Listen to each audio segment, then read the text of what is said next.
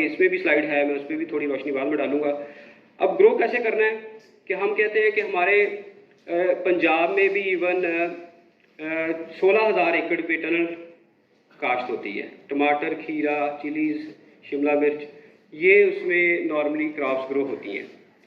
तो उस tunnel technology का इस्तेमाल करते हुए, जिसके अंदर ड्रिप इरीगेशन सिस्टम भी हो, हमने सिंपल ये करना होता है। टनल में नॉर्मली हम प्लास्टिक शीट इस्तेमाल करते हैं समर वेजिटेबल्स को ग्रो करने के लिए सर्दियों के अंदर।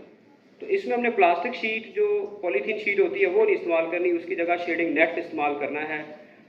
वो किस कैपेसिटी का करना है? जिसकी 70% शेडिंग कैपेसिटी हो, वो सेंट्रल पंजाब में या प्लेन एरियाज़ के लिए। और जो हमारा नॉर्थ डिस्ट्रिक्ट्स हैं, पोठोहार या ये कलर कहार, चकवाल, अटक, झेलम, इन जो अजला में है, वहाँ पे 50% शेड सफिशेंट होता है, क्योंकि वहाँ पे टेम्परेचर हमारा उतना हार्श नहीं होता जितना हमारे ये सेंट्रल या साउथ पंजाब में होता है। अच्छा, अब लैंड प्रिपरेशन में सबसे जो ज़रूरी चीज़ है कि ये एक फैक्टर ये है कि ऑर्गेनिक मैटर को, ये वैसे तो सारी क्रॉप्स के लिए ऑर्गेनिक मैटर अच्छा होता है, लेकिन इसको ऑर्गेनिक मैटर बाकी क्रॉप्स की निस्बत ज़्यादा रिक्वायर्ड है।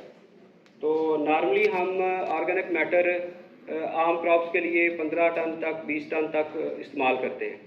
तो इसके लिए 2 से 3 गुना आपने ऑर्गेनिक मैटर डलवाना है। अगर उसको ट्रॉली में हम कैलकुलेट करें तो 12 से 15 ट्रॉलीज पर एकड़ ऑर्गेनिक मैटर इसके लिए रिकमेंडेड है।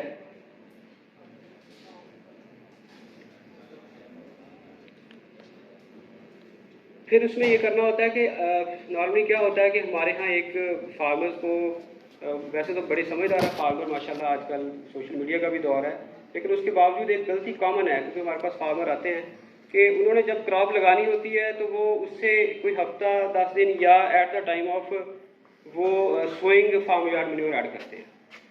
और जितनी अब हमारे इंटेंस पॉपुलेशन है, कल्टीवेशन है, फार्म यार्ड मैन्योर हमें कुछ शादो नादर ही है कि हमें साल पुरानी या 6 महीने पुरानी फार्म यार्ड मैन्योर मिले। वो कच्ची जो गोबर की खाद है वो डालने से क्या होता है कि फसलों को फ़ायदा होने के बजाय उल्टा नेगेटिव इम्पैक्ट होता है। तो इसमें आपने करना ये है कि बिजाई से कम से कम 2-3 महीने पहले आप उसको ऐड कर दें, अगर आपके पास टाइम है, क्योंकि ये आपने नई क्रॉप है, ऐड करनी है, थोड़ी जगह होगी। अगर इसके लिए आपने 1 कनाल या 2 कनाल जगह रखी है तो उसमें आप उसके सबसे पहले ये करें कि जैसे ही मानसून शुरू होता है उसमें जंतर काश कर दें, जंतर को अंदर रोटावेट कर दें, ग्रीन उसकी मेयोरिंग हो जाएगी, और साथ ही आप फार्म यार्ड मैन्योर ऐड कर दें, और फिर वो साइल का पार्ट बन जाएगी। और फरवरी में आपने उसमें फरवरी मार्च में काश करनी है अदरक।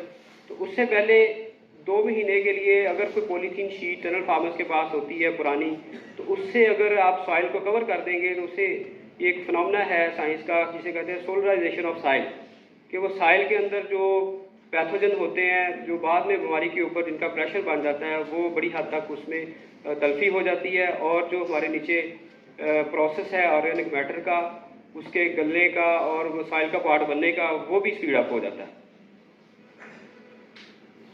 ये देखें, ये हम वो प्रैक्टिस जो कर रहे हैं हमारे वेजिटेबल सर्टिफिकेशन फार्म की है। इस तरह हम नॉर्मली हम इतनी रूढ़ी नहीं डालते आम क्रॉप्स के लिए। तो यहाँ आपने गोबर की खाद को पहले डालना है और टका के डालना है।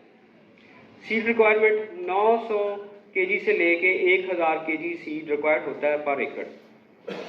तो उसके लिए जैसे पहले बात हो रही थी कि पहले काटना है उसको, डेफिनेटली वो बड़ा पंजा होता है 300 ग्राम का या 400 ग्राम का, उसको तोड़ने के बाद छोटे पीसेस में, जो कि 30 से 40 ग्राम, और अगर बड़े साइज़ का अदरक है तो 50 ग्राम ऑन एन एवरेज पीस बनता है। तो उसमें इंश्योर ये करना होता है कि 2 से 3 उसमें आंखें होनी चाहिए, पोटेंशियल आइज, जो कि ग्रो कर जाए। अगर एक नहीं करती तो दूसरी ग्रो कर जाए। 2 से कम ना रखें, और 3 से ज़्यादा करने का फ़ायदा नहीं है। जैसे डॉक्टर ने बताया, हमने पूरा बंच भी लगा के देखा है, उसकी यील्ड भी उतनी ही आती है। अगर आप सिंगल बर्ड को चला लें, सिंगल बर्ड को चलाना मुश्किल है क्योंकि उसमें रॉटनिंग, नई क्रॉप है, आइडियल एनवायरनमेंट नहीं है। तो रिकमेंडेड है 2 से 3 आइज़ वाली अगर बर्ड आप चलाते हैं और 10 आइज़ वाला पूरा पंजा लगा देते हैं तो यील्ड बराबर है। तो इसमें ये कुछ सोशल मीडिया पे लोग मैंने देखा है कि उन्होंने सीड 150 ग्राम तक के सीड लगवाए लोगों को कि जिससे यील्ड ट्रिपल हो जाएगी। तो ये सारी मतलब अनसाइंटिफिक चीज़ें। अच्छा, उसमें करना ये होता है कि जो इम्पोर्टेंट ये चीज़ है कि आपने जब अदरक को छोटे पीसेस में तोड़ लिया, तोड़ने के बाद उसको 2 दिन के लिए हवादार जगह पे रखना ज़रूरी है।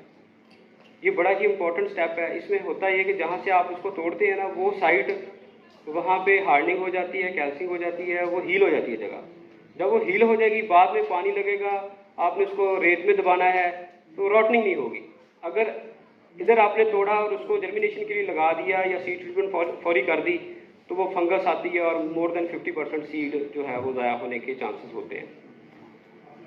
2 दिन के लिए उसको ड्राई करें, फिर उसको सीड ट्रीटमेंट करना है। फंजीसाइड और बैक्टीरियासाइड का वो सोल्यूशन आपको आगे बताते हैं कैसे करना है। और फिर उसको 1 दिन के लिए फिर ड्राई कर लें। तीसरे दिन फिर उसको आप रेत में दबाएं, वो दबाने का तरीका आ गया। ये हमारी डिफरेंट वैरायटीज़ को यहाँ पे हम जैसे ड्राई करते हैं और सारा प्रोसेस। सीड ट्रीटमेंट के लिए कॉपर ऑक्सीक्लोराइड जो है 10 ग्राम पर लीटर वाटर और मैंकोजेब 10 ग्राम पर लीटर वाटर और बेंजियोथायोजोलिनोन अगर ये नहीं अवेलेबल तो स्ट्रेप्टोमाइसिन सल्फेट जो वेटनरी स्टोर या मेडिकल स्टोर से मिल जाती है वो 1 ग्राम पर लीटर ऑफ वाटर। जो बेंजियोथायोजोलिनोन है ये 2 ml पर लीटर ऑफ वाटर के हिसाब से सोल्यूशन बनाना है। उसके अंदर सीड को डिप करना है। डिप करने के बाद फिर उसको 1 दिन के लिए ड्राई कर लेना है।